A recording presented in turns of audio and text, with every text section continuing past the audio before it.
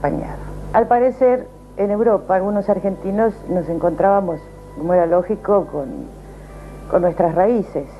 Todos somos hijos y nietos de gringos. Y yo me reencontré con el folclore inglés, con las rimas tradicionales que se le cantaban a los chicos y que mi padre me cantaba, y también con el español, que no era siempre truculento y moralista y escolar, sino que justamente estaba lleno de coplas que poco conocíamos los chicos acá, coplas muy felices y muy divertidas.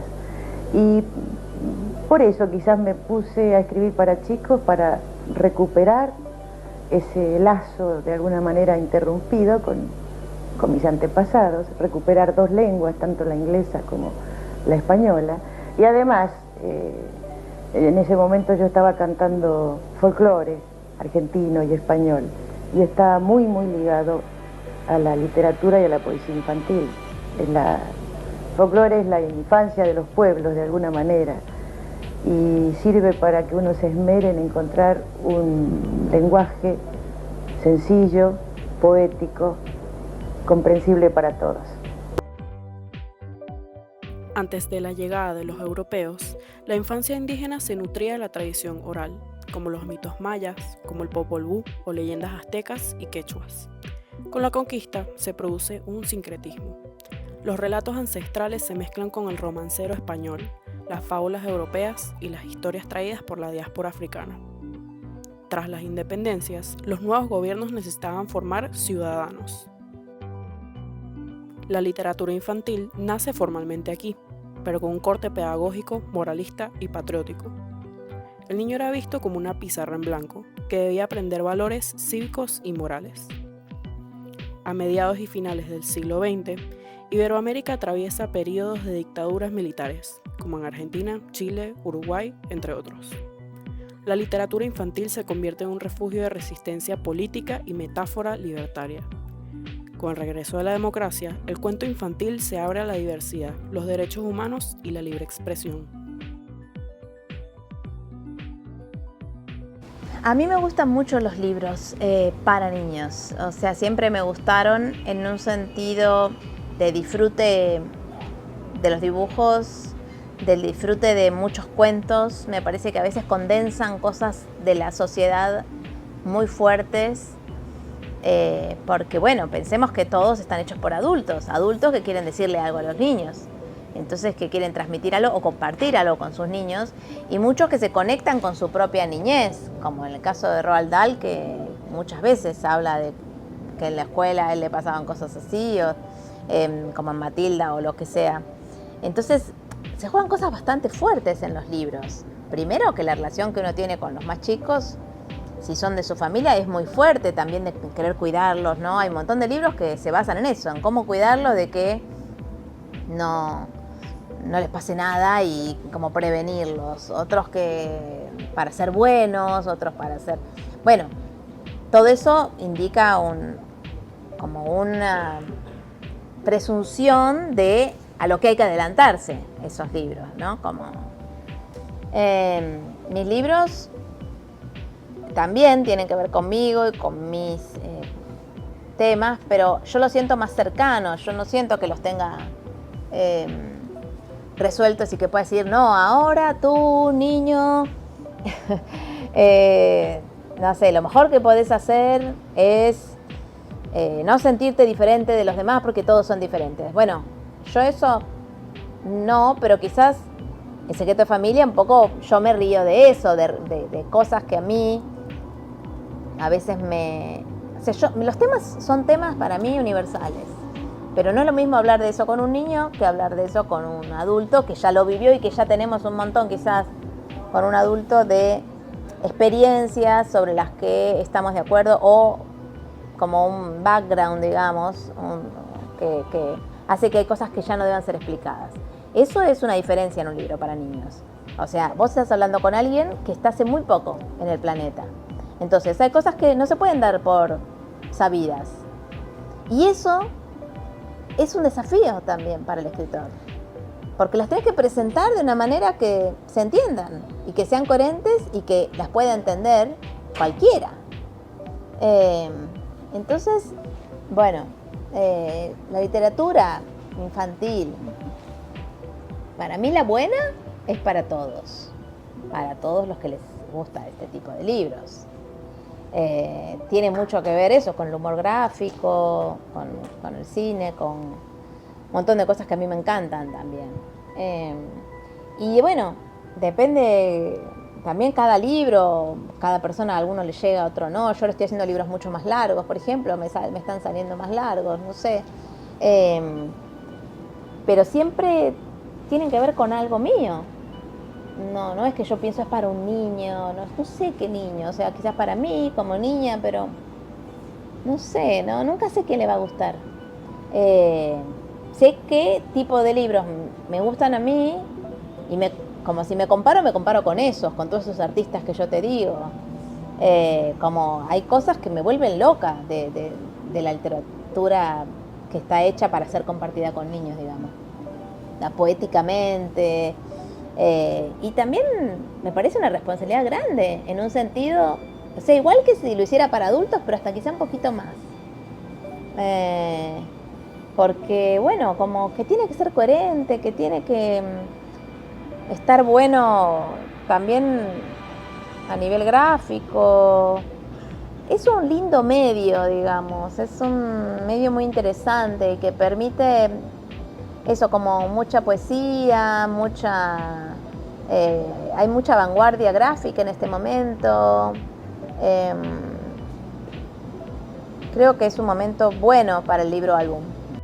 Habían autores fundamentales que decidieron que los niños merecen alta literatura. José Martí, de Cuba, publica en 1889 la revista La Edad de Oro, cambiando las reglas del juego al tratar al niño como un ser pensante. En Colombia, Rafael Pombo populariza sus cuentos pintados y cuentos morales.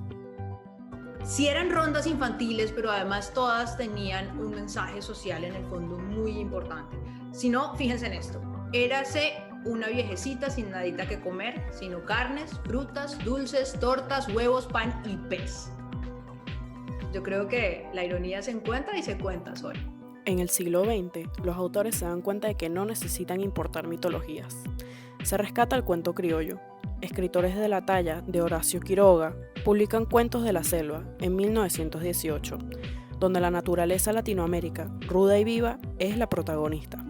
El caso es que la idea, el concepto personaje en Quiroga es muy importante, porque Quiroga era un escritor de personajes. Esto parece una evidencia, pero no lo es, teniendo en cuenta que es considerado un primer maestro del cuento en lengua castellana, al menos del cuento tal y como lo entendemos en la modernidad, es decir, de finales del XIX en adelante. Y es un género al que se le han atribuido toda clase de limitaciones, de restricciones, digamos que mucho más restringido que el género son los lugares comunes acerca del cuento, y uno de ellos es que no hay tiempo para desarrollar personajes. Eso Quiroga lo sabía muy bien porque en su momento de máximo esplendor, de auge profesional, fue, digamos, el primer escritor semi-profesionalizado probablemente de la lengua, y sin duda de Río de la Plata. Tenían que mandar cuentos de 1296 palabras.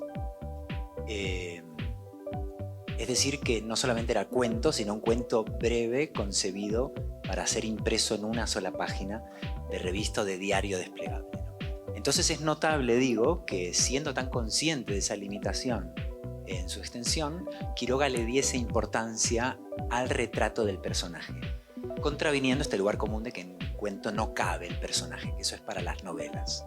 Más adelante, creadores como María Elena Walsh, de Argentina, revolucionan el panorama introduciendo el nonsense, en español, el sinsentido, el humor y la música, rompiendo definitivamente con la obligación de dejar una moraleja. Bueno, 3 generaciones de chicos crecieron cantando sus historias. Poeta, escritora y ante todo una de las mujeres más brillantes de nuestra cultura, la señora María Elena Walsh. Elena, qué placer tenerte acá. Bienvenida. La muchachada. principio, los libros infantiles iberoamericanos tenían pocas imágenes, y las que habían eran meras decoraciones o copias del estilo estético europeo decimonónico. Eran dibujos rígidos, grabados, imitaban la imprenta clásica. Hoy en día, Iberoamérica es una potencia mundial en el libro álbum. La ilustración ya no adorna el texto, a veces lo contradice, lo expande o cuenta una historia paralela.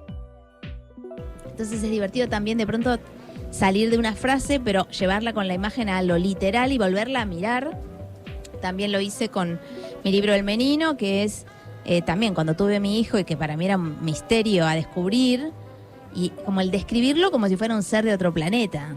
Y a la vez, al redescubrirlo, me descubrí a mí misma, con mi cuerpo, como yo también fui un bebé en algún momento. Entonces ese extrañamiento es con lo que yo más trabajo.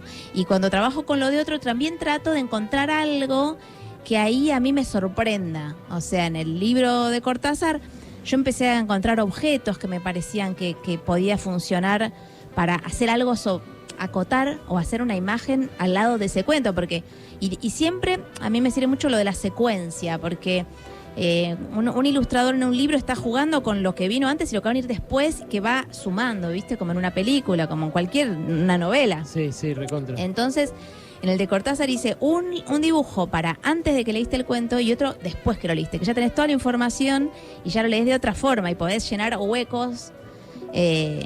Entonces, cuando vos ya tenés el texto y el texto no tiene que ser explicado por la ilustración, quizás podés tomar una cosita y ser medio poético, ¿no? Porque acoto esto. Cuando de pronto tenés que narrar una historia con un personaje como Petit o así, va medio todo junto. Los ilustradores actuales, como Isol en Argentina, Gabriel Pacheco en México o Las Corrientes Gráficas en Chile y Colombia, integran estéticas nativas, muralismo, texturas de textiles tradicionales y paletas de colores que reflejan la luz y la geografía del continente. Bueno, sí lo tengo muy definido. Para mí es como el adjetivo, ¿no? El tono siempre conlleva una emoción.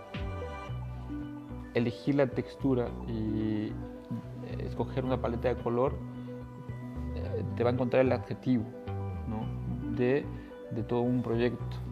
A lo mejor, por ejemplo, no es lo mismo presentar una casa con cierto color y si uno le pone una textura suave es más cálido, acentuando ese color. El cuento iberoamericano le encuentra la vuelta a clásicas interpretaciones de cuentos anteriormente escritos o nuevas obras. Tomemos como ejemplo Cuentos de la Selva de Horacio Quiroga. Un hombre gravemente enfermo va a la selva a curarse. Allí encuentra una tortuga herida por un tigre. En lugar de comerla, la cura y la alimenta. Cuando el hombre cae moribundo por la fiebre, la tortuga lo amarra a su lomo y camina días y noches hasta la ciudad para salvarle la vida. La selva no es el enemigo de la civilización. El cuento interpreta que el ser humano y la naturaleza están al mismo nivel. Si el hombre respeta el entorno lo salvará. Es una apología a la solidaridad orgánica. Tomemos ahora como ejemplo el clásico cuento de la Caperucita Roja. El cuento original europeo, específicamente el de Charles Perrault, nació para adoctrinar a los jóvenes. No hables con extraños o el lobo te comerá. Era una moraleja basada en el miedo y la obediencia ciega al orden establecido. Ahora veamos las reinterpretaciones iberoamericanas. Los autores de nuestra región rompieron este esquema. El ejemplo más icónico es la poetisa Gabriela Mistral, de Chile, quien en su poema Caperucita Roja, de 1924, humaniza la historia, dotándola de una sensibilidad poética desgarradora. Pero es en los años 60 y 70 cuando se da la verdadera revolución con María Elena Walsh y su poema Caperucita Roja. En las versiones iberoamericanas modernas, el lobo ya no da miedo. A veces es incomprendido, torpe o una víctima de sus circunstancias. Se desarma el discurso del miedo que las dictaduras o sistemas autoritarios utilizaban para controlar a la sociedad.